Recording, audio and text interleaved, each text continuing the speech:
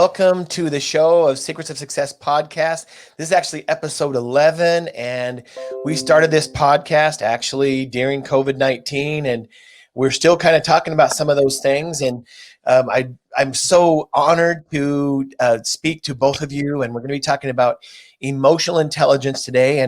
And before we get going with that and talking about the conference we're going to be doing virtually next week all together, we'll talk a little bit about introductions. And so you're on the Secrets of Success podcast with Dr. Shane Needham, where our theme is never be outworked. And by the way, both of you just exuberate that theme, by the way, of never being outworked. So really, really good job. We'll talk about that later. And join me and follow me on Facebook, on Instagram, on LinkedIn. You can also find previous podcasts, and this one will be recorded as well on Spotify, on iTunes, on SoundCloud, and all and other platforms. And so I have with me Doctors Lucinda Hittle and Elizabeth Pierson today. We will be taking callers. So call at 877-995-2111 if you have any questions, and we'll try to get to those. Or you can give us questions. I'm on Facebook, on my Facebook Live, and I can see those questions live, and we'll try to get to those as well. And so Dr. Lucinda Hittle, colleague, friend of mine, I've known her for many years now. Dr. Elizabeth Pierson, I met her last year, and they're both just go-getters. Not only wonderful scientists and wonderful leaders, but wonderful human beings. And so those are the types of people that I like to have on my show. So let's start with you, Elizabeth. And by the way, congratulations on your recent promotion. Really, really good job there. Thanks. So, introduce yourself and go back as far as you want, and not just career, because we're not just scientists, but we're also people. And so one of the things that I want to do with my show that I think that we're not great about in our scientific world is we're not great about disseminating information to the general public. So what we do is we write white papers. Sometimes that takes months or years. Or we do conferences that the general public doesn't really know about. I'm not saying those aren't good venues, but what I'm saying is here's an opportunity for us to get information out as scientists to the general communities. And we've seen during COVID-19 how important scientific information actually is. So introduce yourself not only as a scientist, but tell us your story and also as a human being. Go. Great. Yeah, Shane, thanks for having me. It's such an honor to be on your podcast. I appreciate the invite. So, hey, everyone, I'm Liz Pierson. I'm currently a principal scientist at Merck. I work in drug product development. So we, take a white powder and we transform it into something that a patient can take, like a powder or an injectable or a tablet. And as far as, my scientific background goes, I really got passionate about science in high school. I had a really inspiring, enthusiastic chemistry teacher. He was actually my dad's student when he was in college. My dad is a chemistry professor. And so it's sort of in my blood. I started to get really excited about chemistry, and I just pursued that through college and then graduate school. And of course, as Shane mentioned, that's just a really small part of my life. Outside of my chemistry life, I'm a mom. I have a son named Elam. He's 7, so he's finishing up first grade. And I also really enjoy the outdoors. I love to hike and visit national parks. And then I also love to weightlift. And Shane, I can see that. Oh, awesome. Weightlifting. Yeah. Yes. But you do too. So absolutely. So you love to hike and visit national parks. How come you haven't come to like Wyoming, Idaho, and Montana? It's on my list. The last park we went to was Acadia. And then before that was Denali National Park in Alaska. And so, yeah, I need to make it out west a little bit more often for sure. Well, Yellowstone is, if you ever get to Yellowstone, it's basically in 3 states, Montana mostly, a lot of Wyoming, and then a little bit of Idaho. And it is the most unique, beautiful place that you'll ever see. Just crazy. So so tell us a little bit about what your day-to-day role is then. So my day-to-day role I'm in an analytical group. So my day-to-day role is essentially assessing and characterizing stability, both chemical and physical stability of formulations. So I work a lot with sterile liquid formulations in oncology. I also work on solid oral teams. And our goal is to really take a molecule, put it into a formulation that a patient can take, and then develop it through the phases of clinical trials.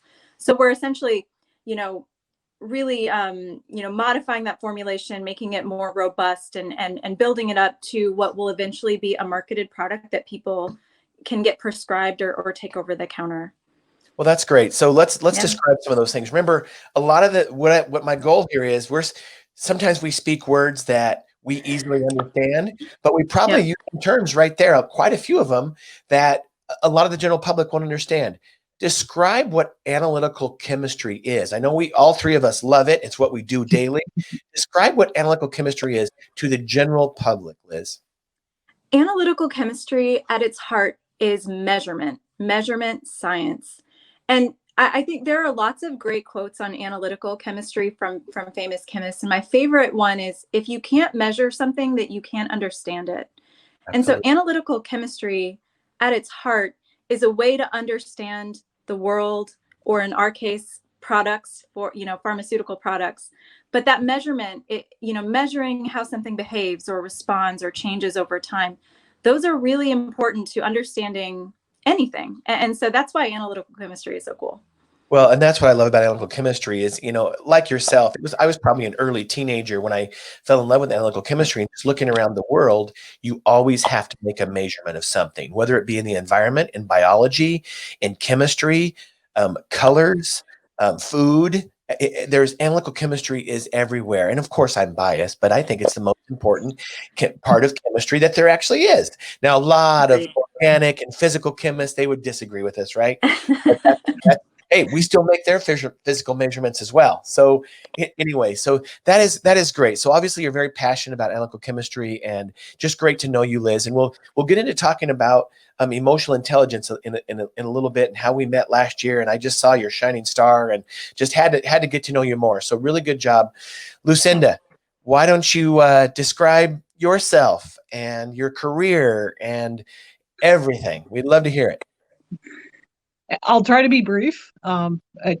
So my name's Lucinda Hittle, and I'm also an analytical chemist. And Liz and I both work at Merck, which is a big pharmaceutical company. And it's not the only place I've worked, but I'll come back to that. So my parents are also in education, and my dad taught chemistry and physics at both the college and the high school levels.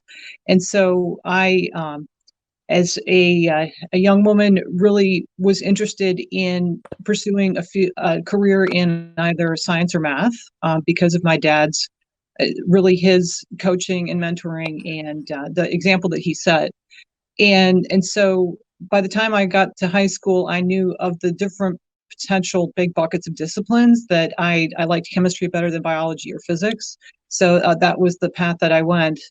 And one thing I really like about analytical chemistry is it also combines my, I have to admit, perhaps quirky passion for numbers and statistics. And that is a big component of understanding how to do analytical science in a quality manner.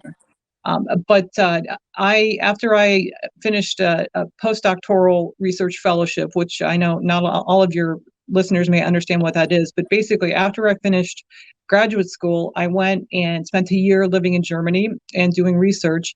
And when I came back, I wasn't sure if I wanted to go into academia or into industry. And I ended up finding a nice job in a similar department to where Liz now works, at still, I would say, a Fortune 500 company, but not a big name pharma company, Warner Lambert.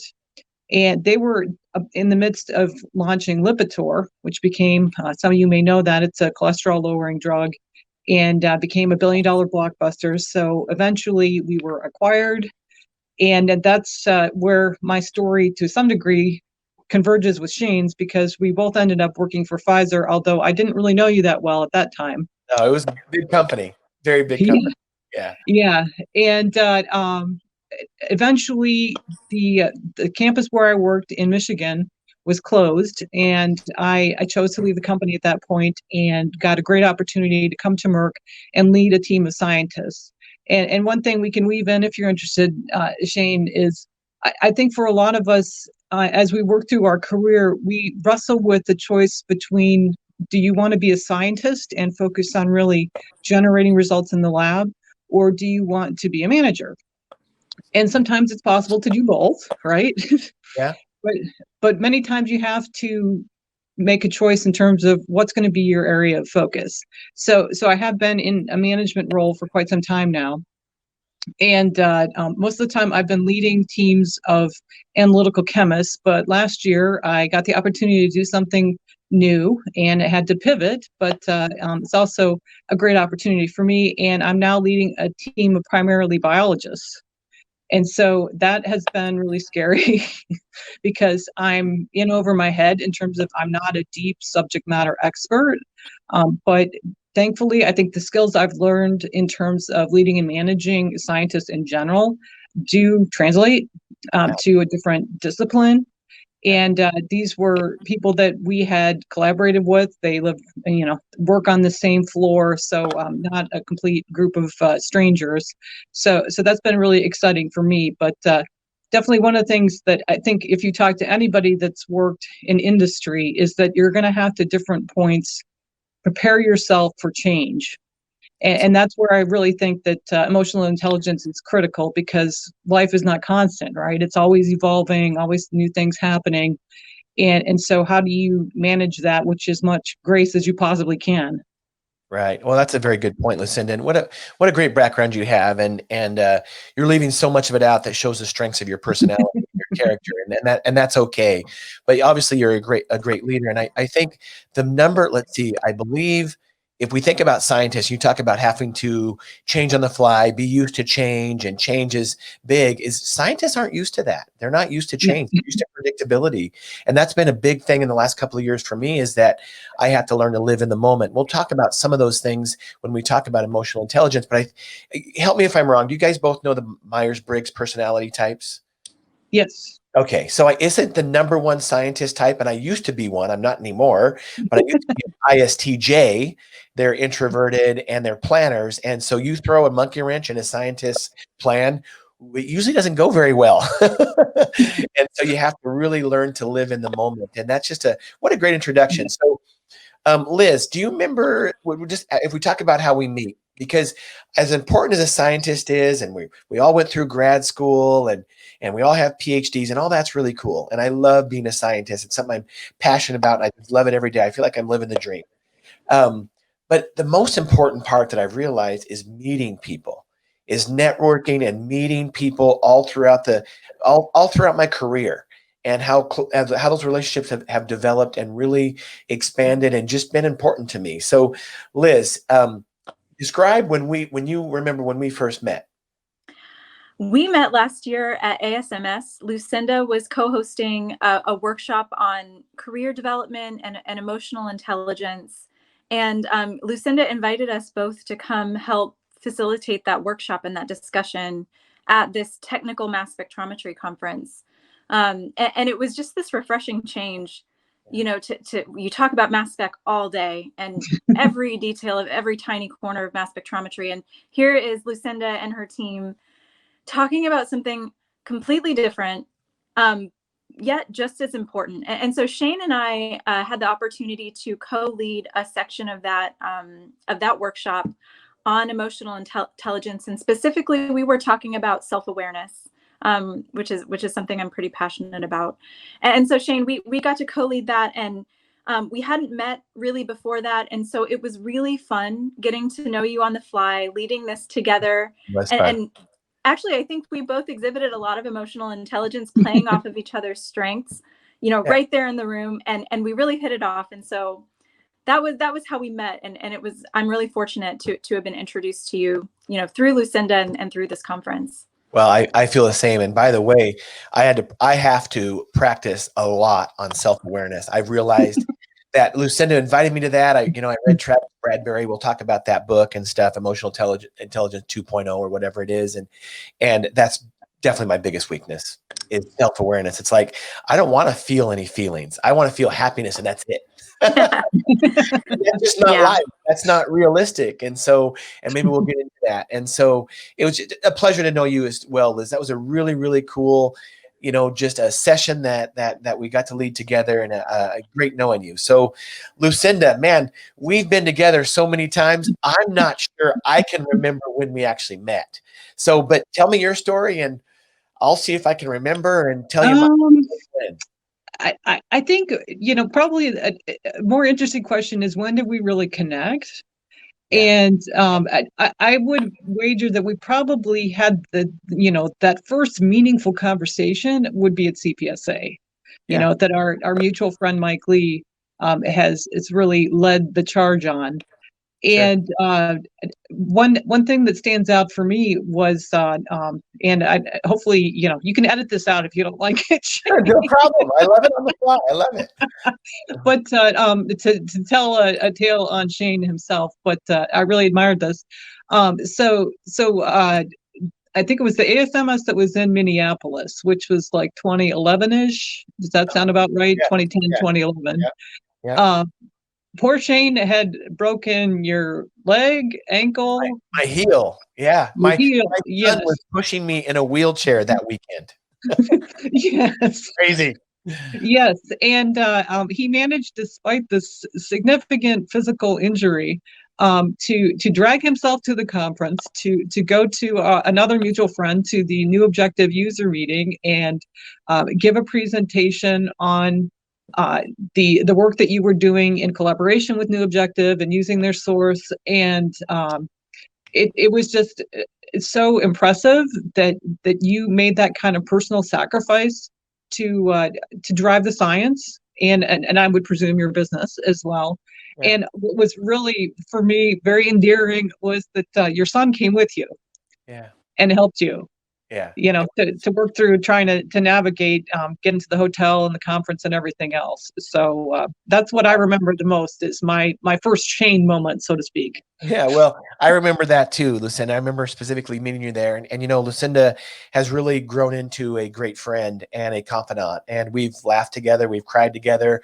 And it's been a really, really great thing that we just don't talk science. We talk of, about personal life and kids and careers and futures. And so thank you very, very much, Lucinda. And that's right. That's probably the first time we really did connect, although we had known each other and met in passing probably many times before that. And so I appreciate that story. I don't, it was a WRIB 3 years ago, maybe. Yeah. And again, Yeah. we connected on a different level, and it's just, it's been a really, really great ride, Lucinda. And I appreciate you being there for me. And I hope it's been the same for you. Oh, so yeah. Thank you for everything. Thank you. So I want to bring up the Travis Bradberry book, and I'm going to, and Liz, I want you to kind of describe that. I'm going to bring up this picture and then share the screen.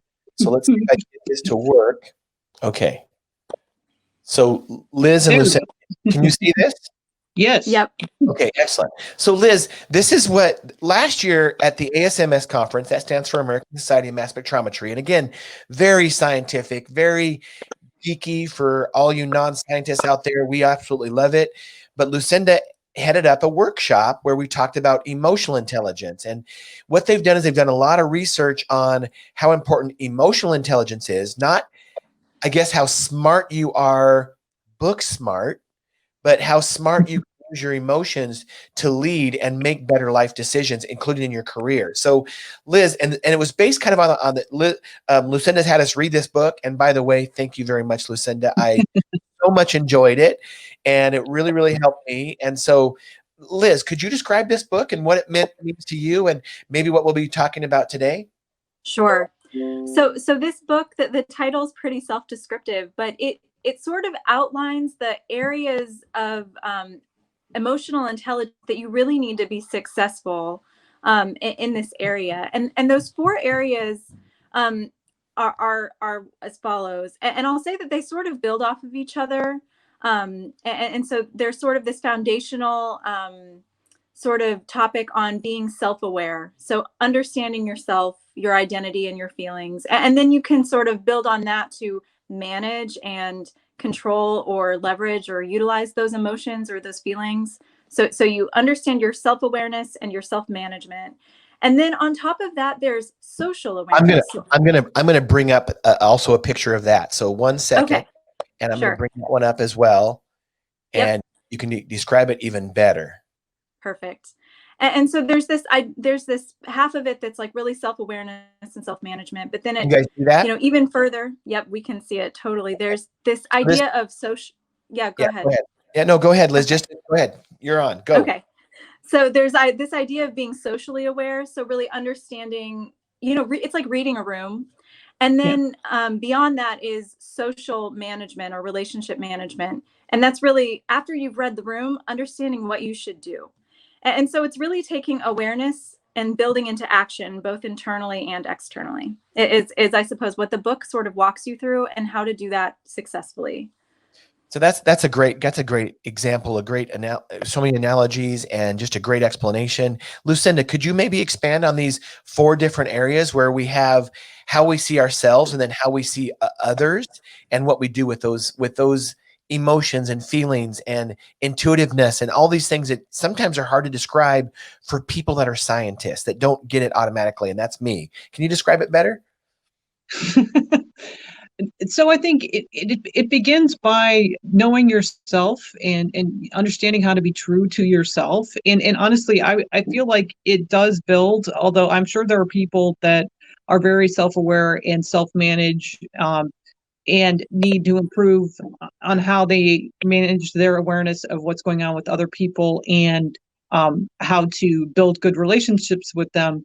You don't tend to see people that have the reverse situation. So they understand how, that social awareness, that relationship management, but they are totally clueless about themselves.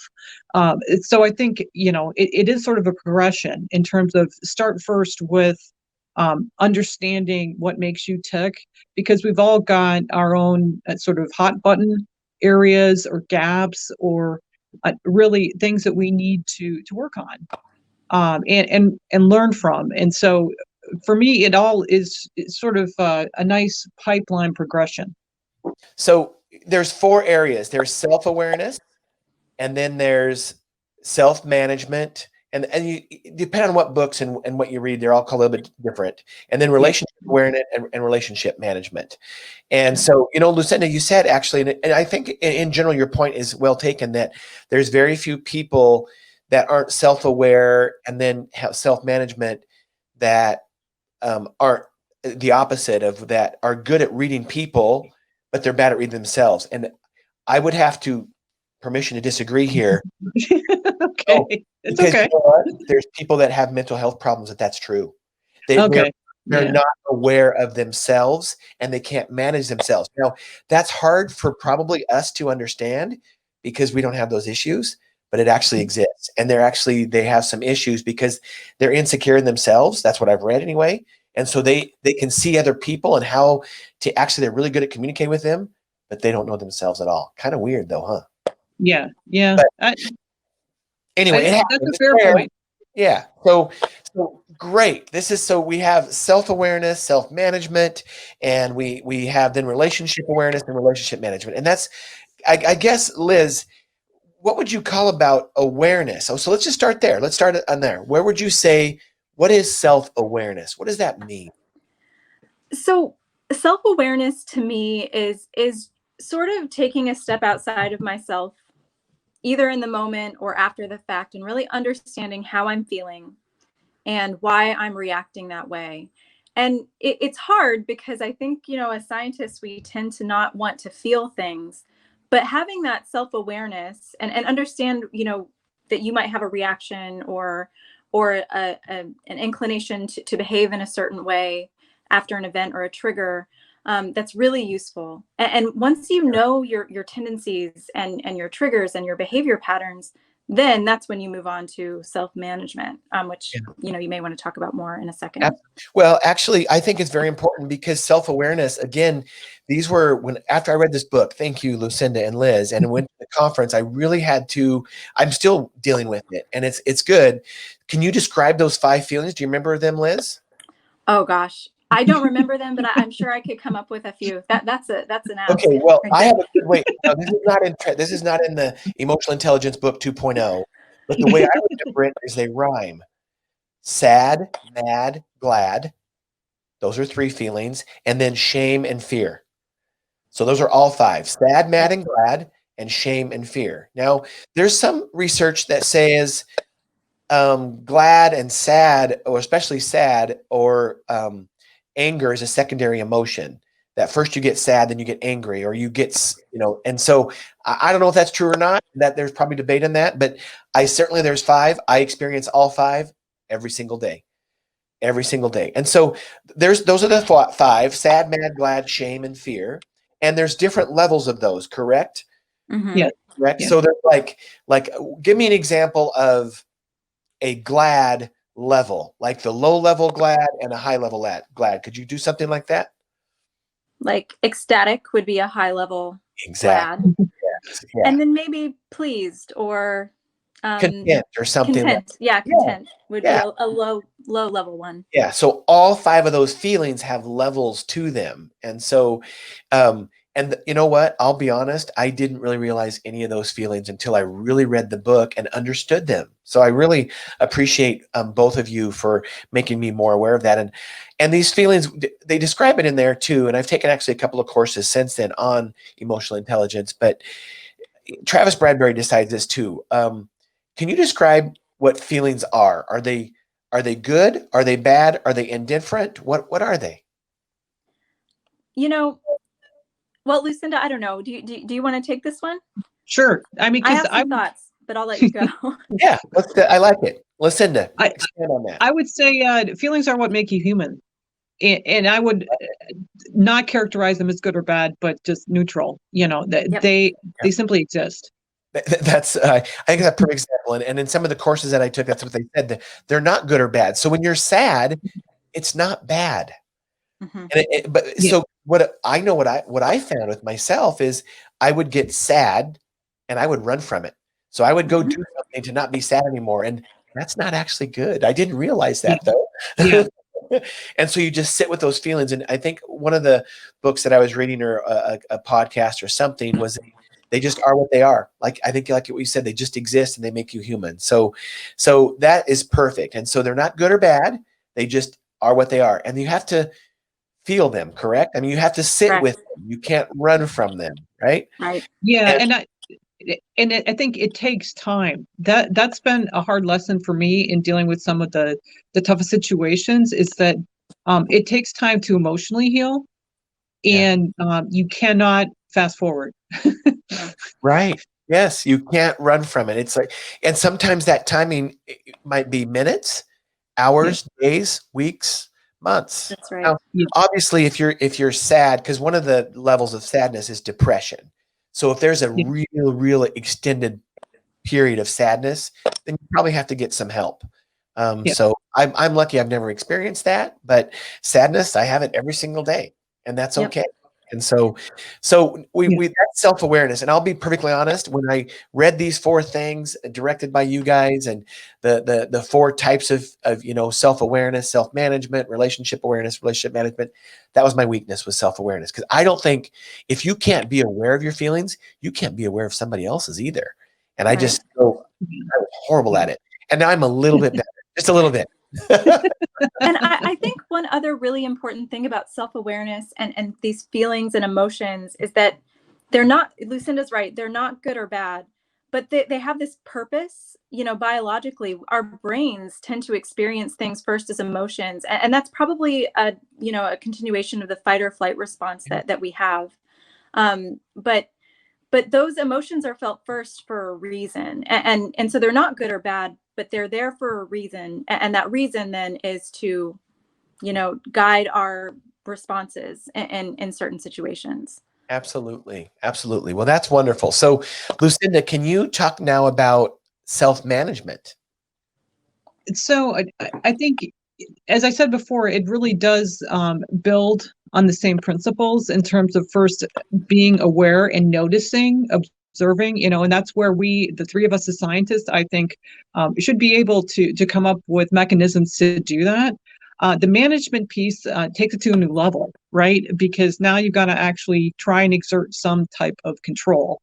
And what I've found in trying to get better at this, and I don't think I've mastered it, and that's a reality. I don't think anyone ever has the perfect score when it comes to emotional intelligence, because you're always building new relationships, you're always encountering new experiences as a human being, so it's never going to be, a one and done. Okay, I got this nailed down.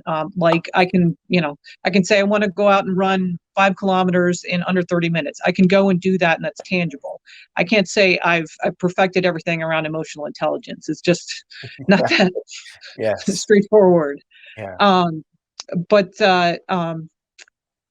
in terms of self-management for me, there's a lot of good suggestions in the book, but they're ones that probably your parents told you. So the skeptical, critical thinkers might take a look at the book and be like, well, these are kind of obvious, but count to 10, take some time, sleep on it.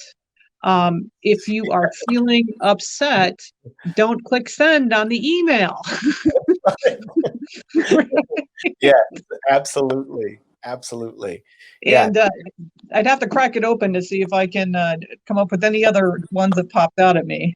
Well, it's one of the ones I remember that I was actually surprised about but when you both first introduced me to the book and the emotions and all that, I said, oh man, I've got a lot of work to do. So especially when I started reading chapter 1 or whatever it was, self-awareness, I'm like, oh my goodness, I am awful and I want to get better at this. And so, but then I got to chapter 2 or whatever with self-management, and it was also about goal setting, doing what you say. If you say you're going to be there at 9, you're there at 9. If you setting goals, setting daily goals, setting weekly goals, setting yearly goals, looking towards the future for a vision. And I'll have to admit, this was my best one. I've always been good at that, at the expense of a lot of other things, by the way, including relationships. But doesn't it talk about if I remember right, doesn't it talk about those as well, goal setting and yeah. And so those are some of the other ones that pop out to me. How about what are some other ones, Lucinda, that you can think of? So, and I just cheated. I looked at the book. Good. That's what it's for. But cleaning up your sleep hygiene, making your goals public. I think that was probably what you remembered. And putting a mental recharge into your schedule. So pacing yourself. Yeah. And absolutely. And sometimes, for me personally, what I've had to wrestle with is that sometimes I need to take just bake into my schedule and give myself a break and take a day off to do nothing. Nothing. And just enjoy time outdoors or gardening or going to the beach, that type of thing. And to not overschedule myself. Absolutely. Because I think those of us that are disciplined and overachievers and work hard, that you have to coach yourself to dial back on the intensity. Absolutely. So. Yeah. I totally agree. And you know what I've had to struggle with too, and then we'll get to you, Liz, about what you think self-management, what it means to you. But what I've had to struggle with is, you're exactly right. And I have an executive coach that's helped me with a lot of these as well. And one of the things that he told me, it's been in the last 5, 6, maybe even 10 years. I don't know. And I haven't been very good at it besides the last couple of years. So I got to listen to people more. Anyway, but is to run at 80% capacity, especially in your life, because what happens is overachievers like you and Liz, Lucinda, is that you're going to schedule yourself at 100% and you're going to be driving home to your family and you've got nothing left. Nothing.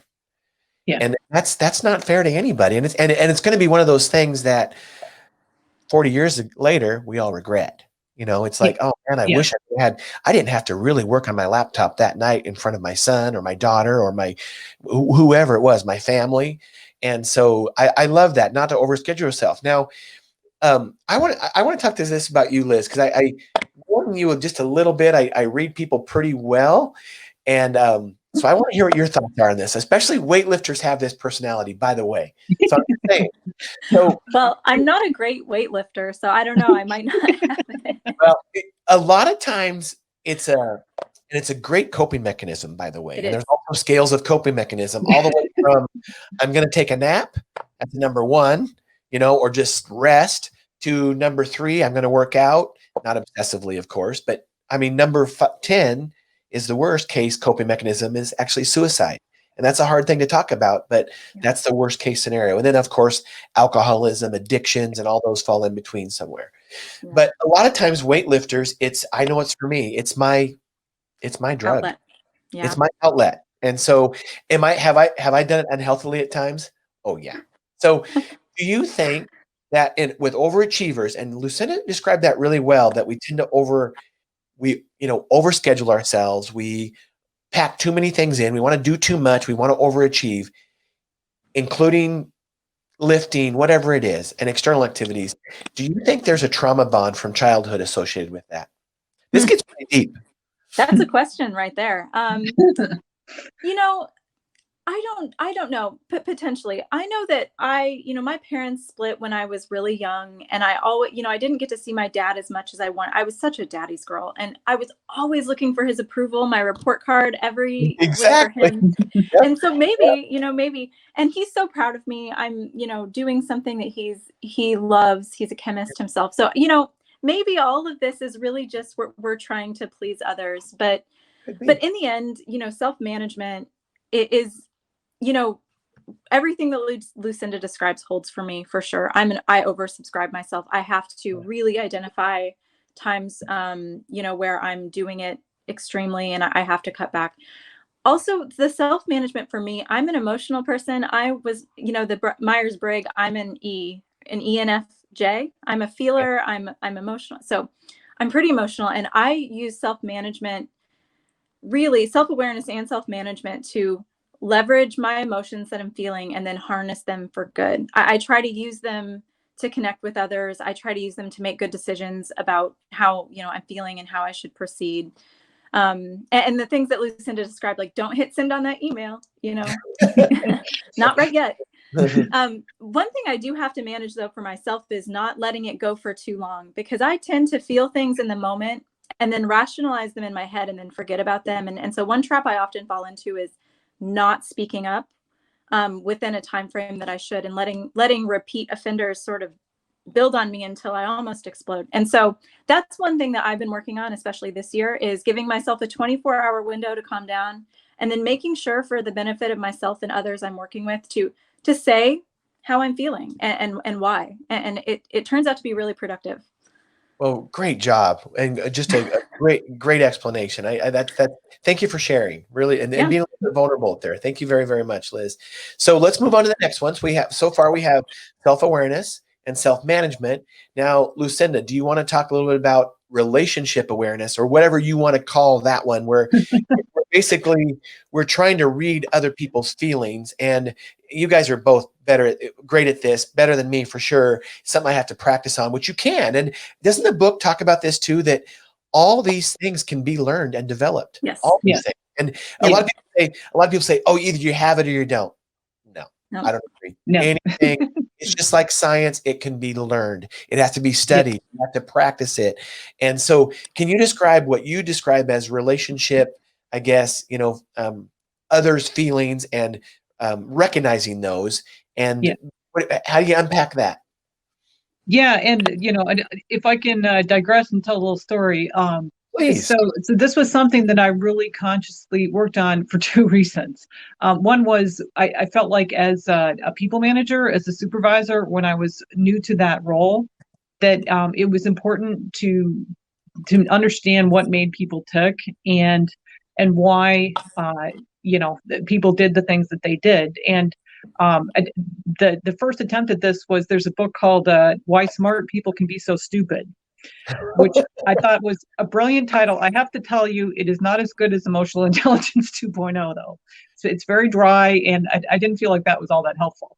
But I did get some tips from people in terms of there's another great book. It's called How to Read a Person Like a Book. That has drawings. I'll put that in our podcast note. How to read a person like a book. Okay. Yes, and that has line drawings showing different things, because there's a true physiological connection between the posture that you take and how you will feel. And I actually was just talking to my my college student son about this, but he was sitting with his arms, like this. Yeah. And I talked to him about that with Emma. It does, a lot of it is the full torso, because sometimes people will do this because they are physically cold. That's true too. You know, so Yeah. right. So you have to kind of look at their whole body, but most of the time this is protecting yourself. You know, that you're literally covering yourself up to um, because you're feeling one of those negative emotions. So or what we perceive as negative. You know, you're afraid, you're sad about something, whatever, that you're tunneling inwards with your limbs as you're feeling that. And so the first thing was to kind of look at the different postures and think about it analytically. And also to be conscious of how I carried myself, because that's another thing that'll come up. Probably you've heard from your coach around executive presence, that people want you to make eye contact. Yep. And if you don't, they won't trust you. Yeah. And you probably won't be able to tell what's going on with them if you're not truly conscious of that. But some other things that I learned to do through this book was, okay, when you come into a meeting with a group of people, especially ones that you don't know, then look at where they sit around the table, how they position their body and move or not move when discussions are happening. Like you can see, lean in means something. You know, it means I'm engaging. I want to say something. I want to be loud and heard. And pulling back. Sometimes people will do this not necessarily because they're checked out, but pulling back is usually either I don't agree, and you're trying to physically distance yourself from whatever is being discussed, or sometimes I need more time to think. So for folks like Liz that may not react in the moment, which is good, but it is more complex. You've got to be able to look at the situation and kind of collect that information and be able to leverage it on the fly, which again takes time. And what I found was that when I changed companies, and having worked hard on this at my previous job, that it was like a secret weapon. That yeah, exactly. I totally agree. Yes. And it's not a lot of time, especially if you were working on it 10 years ago, this wasn't even known. So you were ahead of the curve. Yeah. And I can tell you, I was in a meeting once, and the people that are involved no longer even work for the same company as me. But we were discussing something that was very difficult. Essentially, we were fighting over a certain kind of work, that there were two groups that each thought that they should be doing it, and it wasn't clear who decided where that work would go. And so I was in Camp A, and in Camp B, there was a person that during the discussion, I'm not kidding, she turned her chair. She had a swivel chair just like I'm sitting in, and she physically turned her body 180 from the rest of the people in the room. Oh my goodness.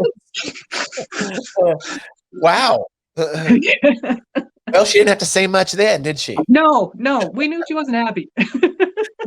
Wow. Well, it's great that you're describing this, and you're so correct. And I'm starting to do the same things, and I have for the last several years. But Liz, you're on the screen, so I've been watching Liz as Lucinda describes this. And if you watch Liz, you can tell you're a feeler. You can tell that you're in tune with people, Liz, because you're always going like this. Yeah. Tell me more. Actually, I forced myself. I know. I'm telling you my secrets now. I forced myself to do things like this, even if I really don't care what these people are saying. You ever been in those kind of meetings? It's like, I don't really care what these people are saying, but I'm going to act like I do. I'm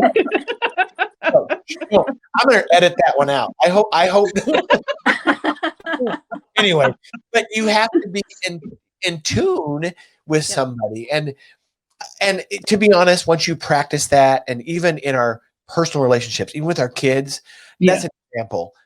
Sometimes my kids are like, I don't care what they're saying, because they're teenagers, and it's like it's craziness, right? But I just said, oh, really? Oh, yeah, okay. And I'm thinking, yeah, I've been here. I was 14 once. You're crazy, right? Yep. And so that's a great story, Lucinda, about trying to be aware of the body language, how important it is. And that's one thing my coach coached me on is, if you see somebody like this in the room, and especially if you're in a leadership position and they're like, they kind of report to you, and it's in a professional environment, offline, talk to them about it. Because Yeah.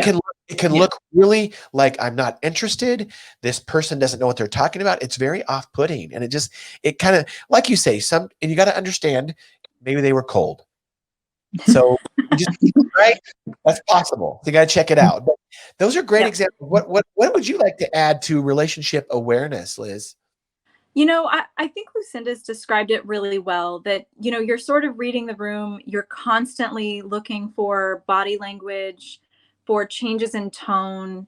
And you're really trying to do this, not just in one instance, but maybe over a period of time. And you're really just reading others.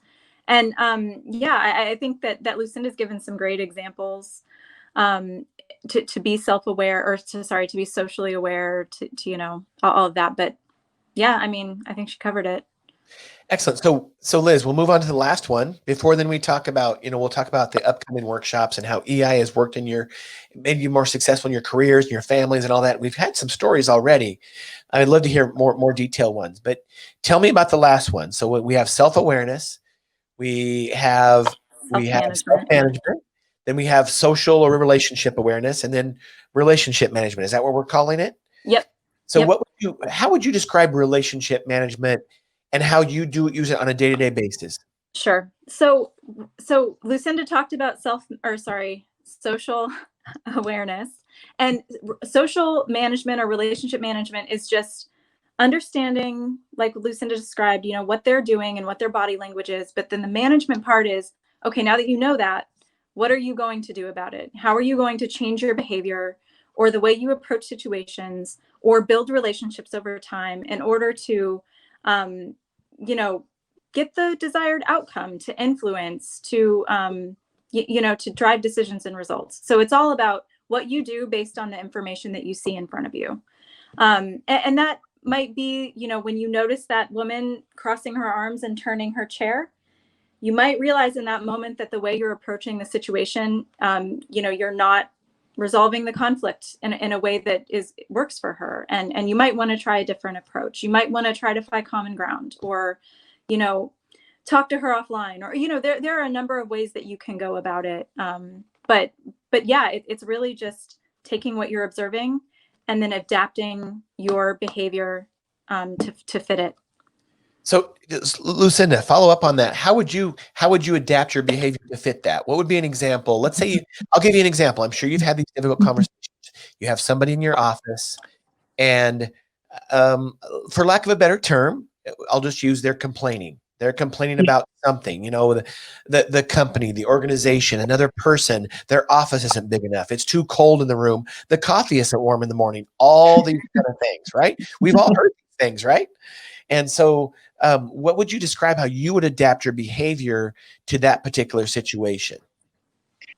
So one of the techniques, and again, it goes back to being aware, but also being an active learner. So for me, one of the best pieces of advice I got from my manager was to really, if somebody came in with a problem, and wanted to complain, then to hold them accountable to provide you with at least one possible solution to it. So the coffee isn't warm enough. What should we do about that? Oh, yes. So yes. Engage them in solving the problem. And, if it's that, hey, I really don't like what's going on, with the president, what can we do to change that? Absolutely. Absolutely. Absolutely. And I totally agree. And you have to listen. So what would your feedback, what would some of your words be there, and your body language even? So if, which scenario do you want me to pick? The one where the coffee's too cold, or, a lot of times, in all seriousness, the most difficult questions that the people come in and pose to me are around somewhere along the vein of the opposite of Liz's situation, which is I didn't get promoted. So-and-so got promoted and I didn't get promoted. Yeah. When am I going to get promoted? Yeah. And so it takes definitely some walking of a tightrope in terms of I want to be authentic. So realistically, the further you get up the chain, at least in a corporate environment, the harder it is to get promoted. And at the beginning, frankly, and we could diverge into a whole podcast on this, but I don't think too many people would care. But at the beginning, it's kind of hard to wrap your head around. When you get promoted, you get more money, but what additional new responsibilities do you get? Fresh out of graduate school, it's maybe a little bit more responsibilities, expectation a little bit higher, but usually that one is easier than the next ones that come. Yeah. And it gets more and more difficult. So I try to be authentic and empathize, and I would definitely paraphrase. I'm hearing you express frustration around the fact that you weren't promoted this time, and I would also try to be balanced in terms of making sure that people have realistic expectations. As you know, in a big company, there's a very small percentage of people that get promoted. And it's very difficult for us to promote people if you haven't been in the annual review cycle, if you haven't been exceeding expectations. So for me, one of the things that's very important for how I manage my team is that people know where they stand and they're not surprised. And so that goes back to Liz's point around trying to give them real-time feedback, which is more challenging, honestly, working virtually. Because you kind of have to loop back around sometimes after meetings, or on the phone. It's not going to be as rich a discussion as when I can physically lean into them. I can make eye contact, and we haven't been, at least I haven't been at my company, using video chats. I just talk to people on the phone because basically they say that there's not much bandwidth, but that does make it harder to know if people are upset. Yeah. Yep. Well, what about when you talked about accountability? Because I like that. And I think sometimes we forget these things, Lucinda, is that, and we're going to have a caller here in just a minute. But so accountability, because sometimes in the world that we live in, the responsibility is on, they say anyway, the responsibility is on the company, the supervisor, the leader. And I just don't agree with that. The responsibility is up on the person, and it's on the person that has the issue. And so how would you make somebody accountable in these types of situations? So if they came to me and were upset about the lack of promotion, to stick with that example, then what I have done with more than one person is, okay, let's take out some framework, because big companies, we tend to have the career ladder role descriptions. So what is a principal scientist at Merck versus an associate principal scientist? And usually it's all around the leadership behaviors in terms of, are you participating? Are you leading? Are you setting strategy? The expectations go up. And so I like to document stuff. So I will lay out a framework, and here's an outline of the areas that you need to work on to get promoted. And then the accountability comes from, let's pull it out on some interval. Let's talk about it in 3 months or 6 months or whatever. And I do tell people too that you need to drive this conversation, not me. If you want to get promoted, that means that you take ownership. Yes. So absolutely. So I love that. It's about ownership. And it's, somebody told me we had, when I was at Pfizer, we had some retreat, which was good. And it was a, kind of an all department retreat. And it was about who is responsible for getting you promoted. You are. Yes. And you know what? I'll be honest. I love to hear that. A lot of people didn't like to hear that. A lot of people didn't like to hear that. And so we do have time for some callers. And I see some people are asking if there can be callers. So you can call us at 877-995-2111 if you have questions about emotional intelligence or leadership with Liz and Lucinda. So call us if you want one. Again, that number is 877-995-2111. So we've described all four, venues of Travis Bradberry's Emotional Intelligence 2.0 book: self-awareness, self-management, social awareness, and relationship management. And Liz and Lucinda have done an incredible job with doing that. And so we'll start with you, Liz. Tell me, and you get to choose. You can choose one of career, family, personal life. Where has emotional intelligence helped you the most? Give Sure. an I'll just give a background story about my evolution in emotional intelligence and my perspective on it and how it's really fed into my relative success. But I remember my first boyfriend in high school. His mother was a professor of psychology at a university, and she gave me a personality test. And I don't remember which test it was. It was really involved. But the output of that test was essentially that I was a social chameleon.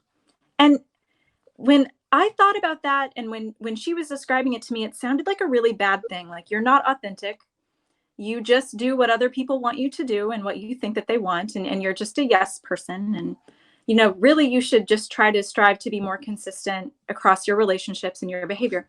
And I took that to heart. As a teenager, I was like, man, I am not being my true authentic self.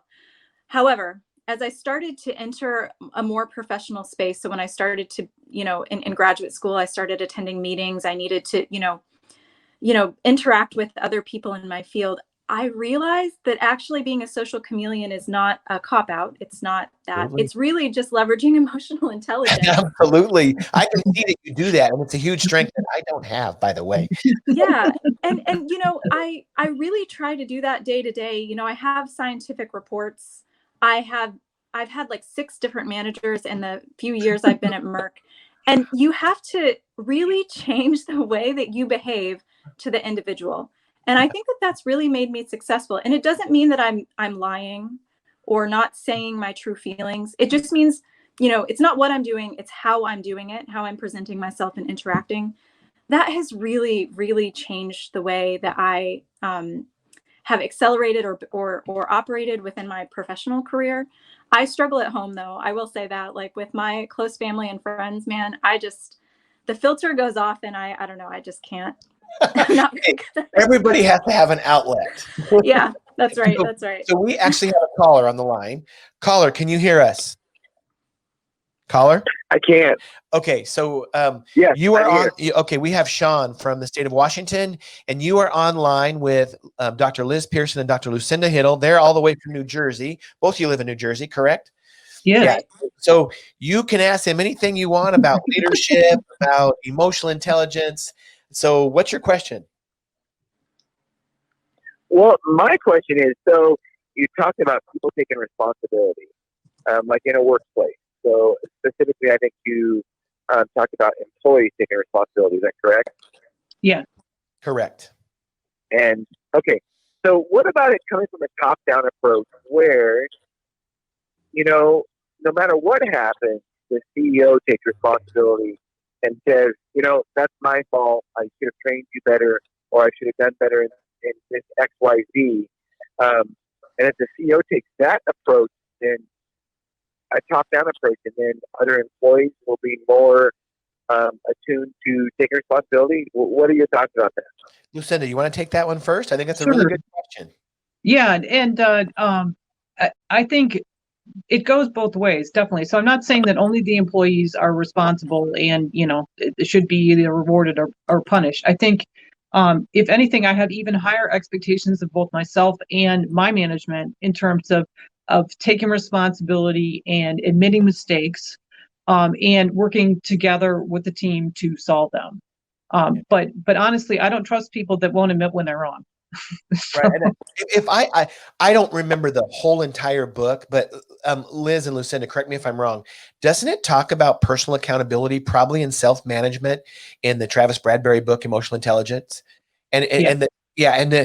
I'm really good at. Well, I think I'm pretty good. I'm trying to say this humbly, but I'm pretty good about saying, "Hey, that was my fault. That's my responsibility. I do that at work. I do that at home. I should probably do it more."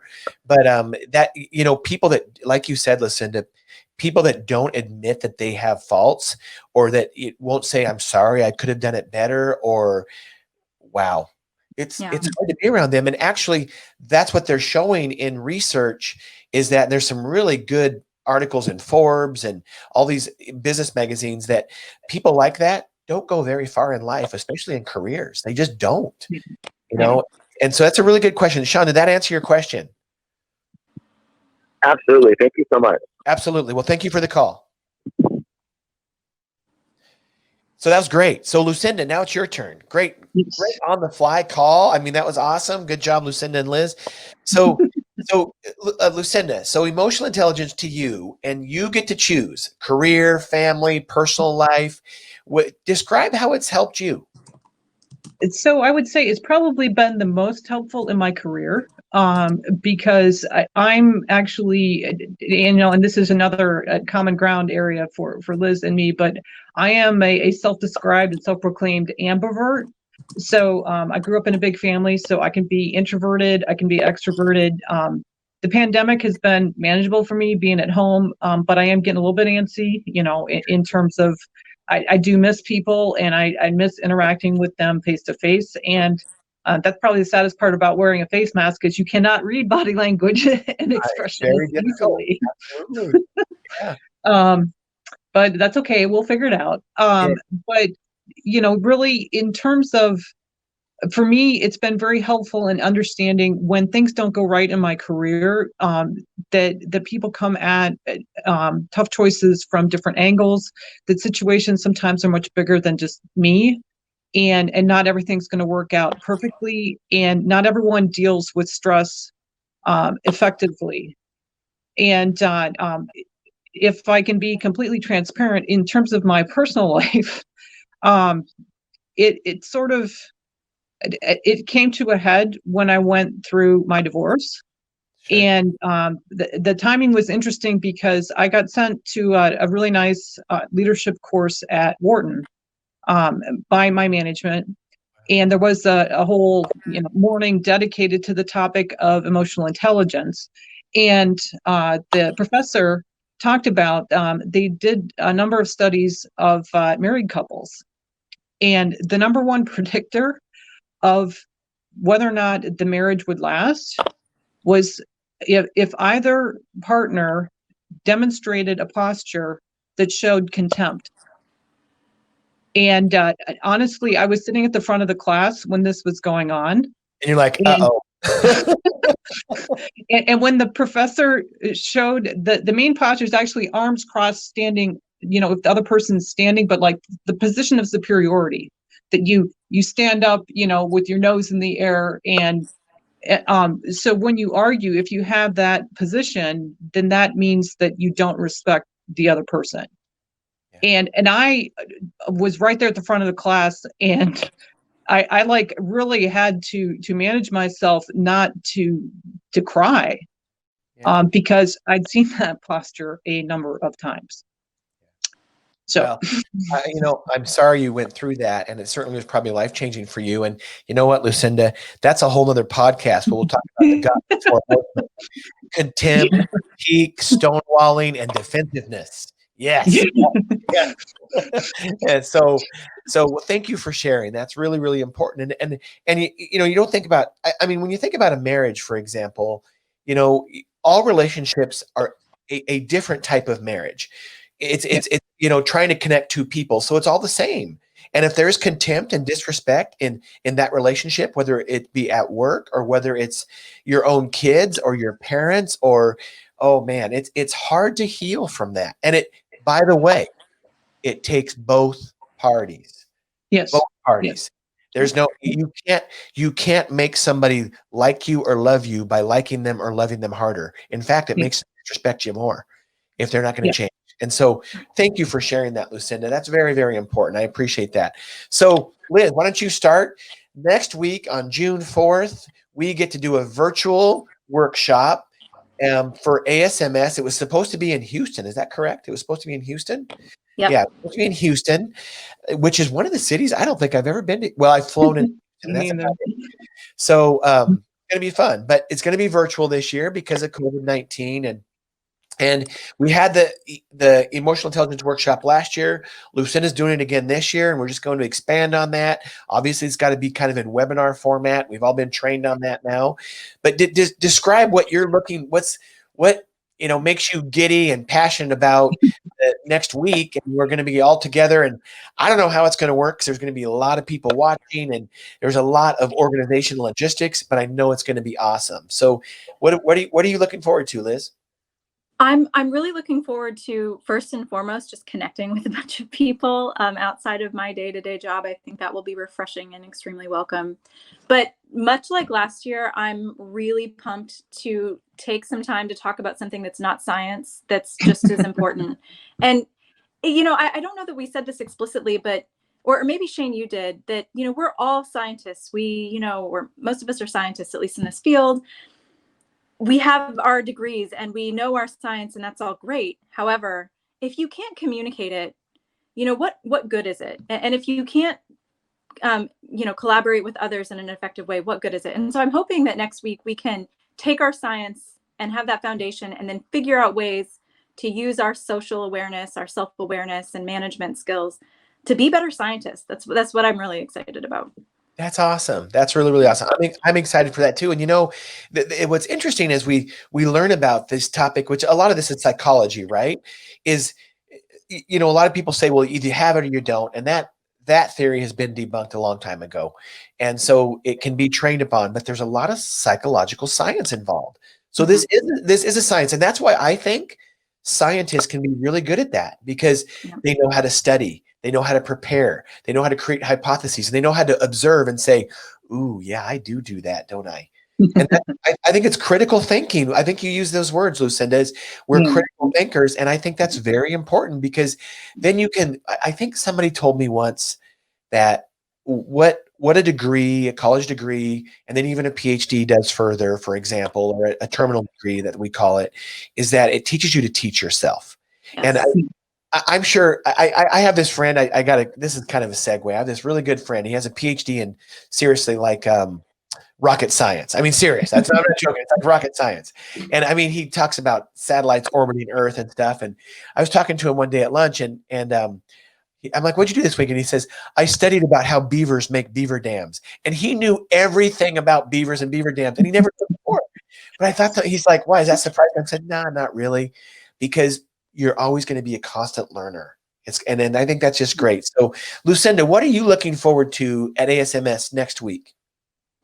Well, I think the workshop's going to be great. So definitely everyone who hasn't already, sign up for the conference, dial into the workshop. And we already had a prep call a couple weeks ago, which was fantastic. So it's going to be led by wonderful facilitators like Liz and Shane, and many of our great mutual friends, including Mike Lee and Emily Ehrenfeld. And when we had the prep call, I was really struck by everybody had a story, and people working through this crisis of the pandemic, that what better venue to connect virtually than ASMS, which has really been such a wonderful celebration of science, and now hopefully of a different way of relating to each other. So definitely I'm psyched for what will happen in the workshop. I am a little nervous because it's new, right? I get it. Yeah. And going virtual and webinar, and yeah, I get it. Well, it'll work one well. of the things I've come to appreciate is that I like to be nervous, I guess. Actually, I know, there's actually some research on it. I don't know if you've seen it. I've read lots of self-help books, but a little bit of nerves is actually good. Yes. And then a lot is bad. So there's like this sweet spot. And I totally get what you're saying. I remember, I was young in my teens and watching Johnny Carson, Late Night with Johnny Carson. Yeah, you probably weren't born yet, Liz, but that's okay. So Lucinda and I probably watched Johnny Carson late nights. And so I remember somebody asked him in the audience, do you get nervous when you come on every single night? And he says, absolutely, every night. Every night I'm nervous. And I think, but it means you want to prepare and you care. And so it's going to go great, Lucinda. And I had the training call already. And so super excited about that. And I'll post some of these clips to advertise for the workshop and to get people signed up as well. And you guys are great advocates for ASMS. And so just let all the viewers know ASMS is, it's been between 5,000 and 8,000, 9,000 attendees before. And so maybe even more. But a lot of people. Now I think the latest stats I heard was they're going to have at least 120 webinars per day with many, many viewers all the time. I mean, That is hard to pull off, but they look like they're doing a pretty good job. So I'm excited about ASMS2. I'm excited to see you guys next week. So one of my themes, my theme on the podcast is never be outworked. And Lucinda, I know you well enough. You have so many great stories about your career in science, your career in graduate school, the perseverance that you had there. You certainly have that theme of never be outworked. And I just appreciate and by the way, what people say to you say about you in the industry is incredible. And what they say about you as a leader, it's just inspiring, Lucinda. So keep inspiring. You have that mindset. I'm going to get to Liz first, because I can just see she has that too. She has that too. She might be younger in her career and just more starting, but you are a shining star, Liz. You have a great career and a great life ahead of you. So congratulations to that and good luck. What I like about the theme of never be outworked is I always like to ask people is name one thing that you apparently, maybe from the outside looking in, somebody would think that you failed at, or even maybe you've internalized it and you think that was a failure, but it caused more success for you later. So Liz, does that make sense? Yes. So I bet you have a really good example, and it can be personal, career, or whatever. What is your example? Yep. It's a professional example, and actually I'm well versed in it. I actually took this example back to Indiana University at their career symposium and talked about failure and how it leads to success. So, but recently, within the last year or so, I was given a leadership opportunity. It was a scientific leadership opportunity to lead a team of all different sorts of scientists. So not just analytical scientists. I'm leading this technical development team of process chemists and, materials chemists. And I don't know, much about any of it. And it was really challenging for me because I didn't, and Lucinda spoke to this, I didn't have the technical chops and the depth of knowledge to be able to do that. And I would say that I failed every day at that role. And at least I felt that way. And it was mentors like Lucinda and others who told me just lean into it, ask those naive questions, figure things out. And I did. And actually that role where I felt like I failed every day for a year is probably the reason why I was just promoted. Really taking those risks and growing. Yeah. And, I'm doing it again. This is my second round of a second team I'm leading, and it already feels so different. And I can tell that I've grown, and I'm so glad that I recognized my failure and then built on it so that I could, be more successful in the future. That's awesome. Congratulations. Congratulations. So it sounds like both of you use the term lean in. Are you both Brene Brown readers? Yeah. Of course. In fact, we're part of a book club called Lean In Book Club. Oh, is that right? Yes. I've read all of her books, and fantastic, just fantastic books. They're just great books. So Lucinda, and again, you can, the same question, name one thing that in your life that may have been an apparent failure where it actually caused more success in the end. And this could be personal, career, family, all the way back to graduate school, all the way back to your childhood. And name an example. Well, and I've been talking about him a lot lately, but this is going to tie to one of Liz and my favorite professors who we recently lost to COVID-19. But when I was in high school, and you got to understand, I was a straight A student. I was valedictorian in my class. I did every extracurricular, marching band. How come I'm not surprised? How come I'm not surprised? But I got to go between my junior and senior year in high school to this. It was called HSI, the High School Science Student Institute. And we lived on campus at Indiana University in beautiful Bloomington, Indiana. And the first couple of weeks you did a tour, and we went to the observatory, to look at the constellations. We did an actual hands-on experiment in the geology lab. And the goal, ultimately, you went through an interview process, and there were professors in the various departments that took students to do a project, a real research project in the laboratory, which a lot of people parlayed into a science fair project that they could then go and try and win scholarships through. And I put myself through college, so I was really hopeful that I would be able to do a good project and get some scholarship money. And so I knew by that point I wanted to do chemistry, and there were only 2 professors that were accepting students to do chemistry projects, and one of them was Dr. Dennis Peters. And I went through the interviews, and I did not actually match. We had at the end of the 2 weeks a session where they literally handed out envelopes, and mine said essentially, keep looking. And and I was devastated. Yeah. You know, it was rejection. I thought I connected with Dr. Peters, and I was just really upset. And it's like, what am I going to do all summer? I don't have a professor to work for. So I did cry for a while. Remember, I'm 16 at the time. You got to give me a little bit of That's okay. slack. Cry. I cry now, Lucinda. So. So do I. And so I after this happened, I decided I was going to suck it up. And because I felt that connection with Dr. Peters, that I went to his office. And I didn't cry when I talked to him, but he obviously could tell I was upset and disappointed and so forth. But I said, you know, I want to go. At that point, I knew I want to get my PhD in chemistry. Wow. You know, can you help me? And, you know, I didn't know if maybe he'd relent, he'd take a third person or whatever, but he thought about it. And he said, you know, we've got this new professor that we just hired. So why don't you and I go down and let's talk to him?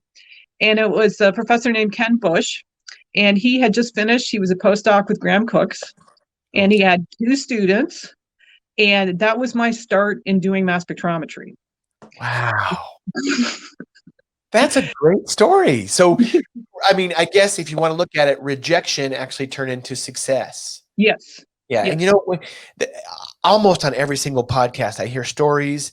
We talk about things.